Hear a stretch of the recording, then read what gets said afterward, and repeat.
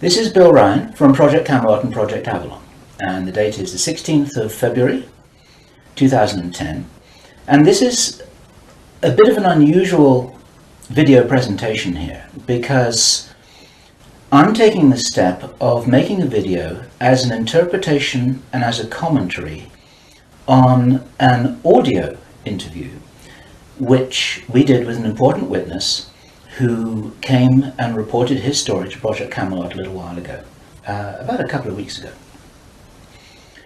And as with many of our witnesses, this person wanted to remain anonymous, but he has agreed that we transcribe the audio, and so we've got this as a transcript.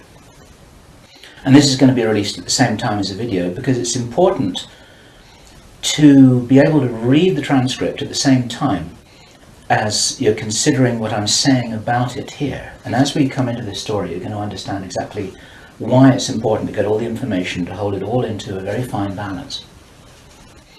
Now, this is a British person, and he worked in the British military for a number of years.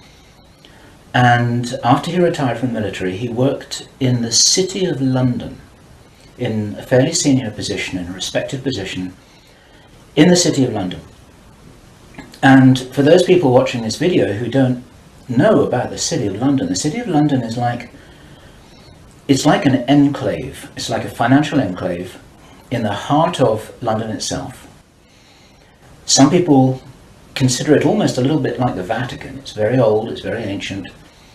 It's the heart of the financial system, not only of Britain, but possibly the world. Many researchers consider that it's very likely that the City of London calls the shots on the financial systems in America. They've got control over the Federal Reserve, the Bank for International Settlements, a whole bunch of things that happen. This is like the nerve center of the financial world. And it's very Masonic, it's very ancient, it's very traditional. And our source attended a number of meetings with senior Masons. And while many of these were interesting, they were routine by City of London standards. They were discussing financial affairs and so on and so forth. And then in the June 2005, he attended another meeting that he thought was going to be a routine meeting, but actually this was something rather unusual, and he realized it was unusual as soon as he arrived. In fact, in his interview with us, the one which we have the transcript of, you will see that he says that he felt it was an accident that he was there. He shouldn't really have been there. He didn't know what was happening. And as such, he didn't really participate in the meeting. He was there as a little bit as a fly on the wall. He was just listening to what was happening. And at first he didn't even understand what was being discussed. Now, the people there were Masons. There were senior Masons. They were about 25 or 30 people there, including senior politicians who most people in the UK would recognize by name. I do not know who they were. He didn't name them, and I didn't ask them, but he said these are well-known names. The chief of police was there, representatives from the church, representatives from the military, 25 or 30 people. And as he listened to this story being discussed, it was an informal meeting. It wasn't like at a big table with kind of notepads and water glasses and minutes and an agenda and a chairman. There were just people in a room who were talking about all of this stuff. And what they were talking about was a plan that had clearly been made a long time ago. And what they were discussing was they were discussing the implementation of this plan. They were discussing how things were going, whether they were on track or not.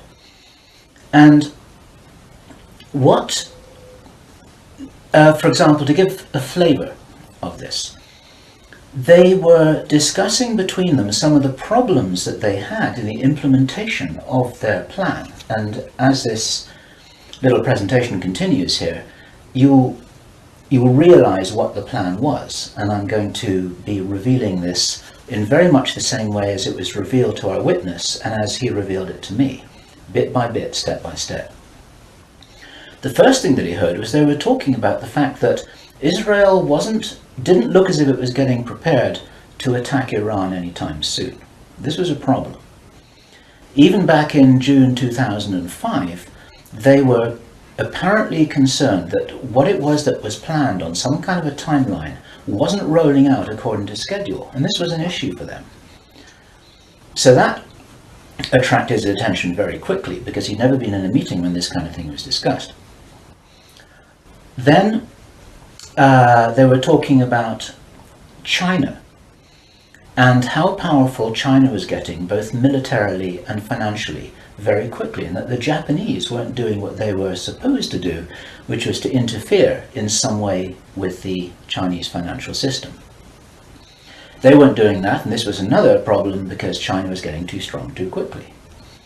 Other things that were discussed were, for example, the coming financial crash, the centralization of resources, everything that we saw starting to happen in October 2008. They were planning that and referring to it in their meeting in June 2005. So there was clearly a rollout of some plan here, and he was quite shocked the more that he heard, and when he really realized what was happening, he was extremely shocked. And one of the reasons why I'm giving this video presentation now is to soften the blow and interpret this a little tiny bit, because it is shocking information. And what I also want to do is I want to try and differentiate out between what it was that he reported, because he'd heard it with his own ears, and what it is that is his speculation and my speculation about how all this fits together. It's very important information. We need to know this stuff. Even though it doesn't look like it's going to be on track, I don't think this will happen.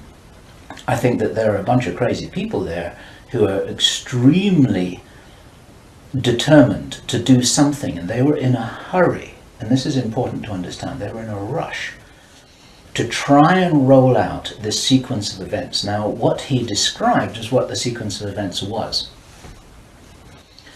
It starts with Israel attacking Iran. Now, this hasn't happened yet. There have been a number of indications that there are forces which are trying to push this into happening.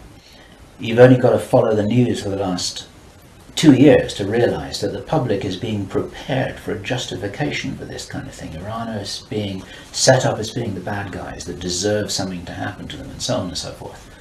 Now, that's going to be the start of what is like the opening gambit in a big chess game. And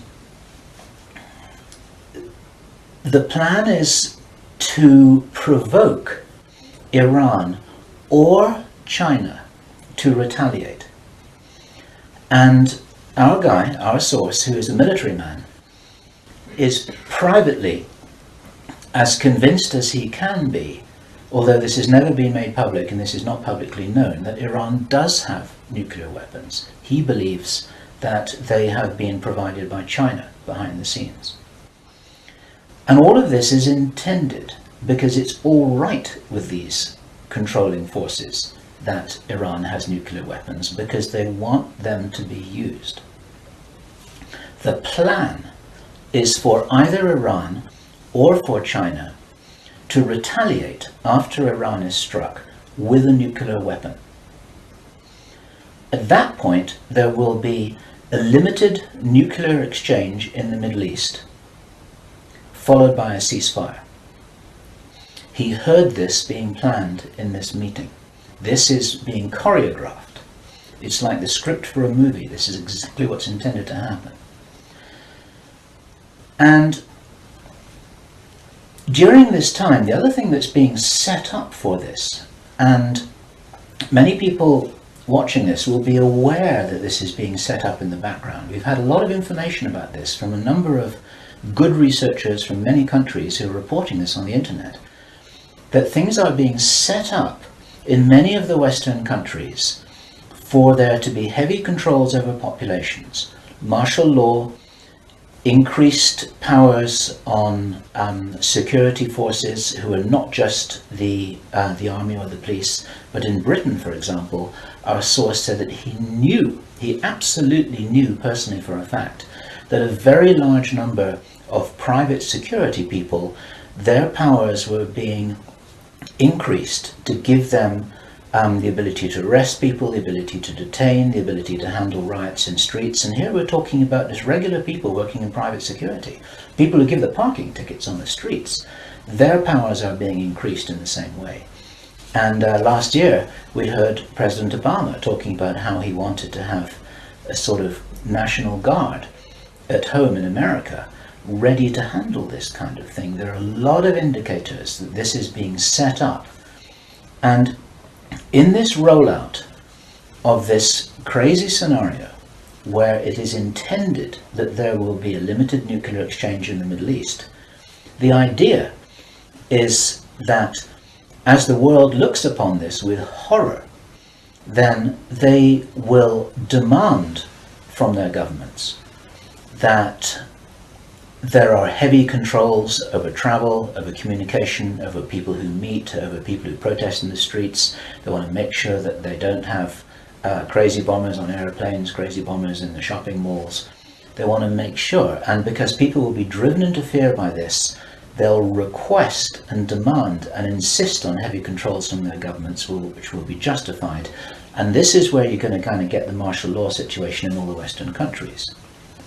It's intended as a justification. All of this is just the start of something, because this story gets much bigger, and it's pretty horrifying. And if watching this now you're feeling a little bit shocked, this is how I was feeling when I heard this information, and this is how our source was feeling when he was hearing this information in this meeting, because this is just the beginning. Now, during the time of this ceasefire, everyone's shocked, everyone's frightened.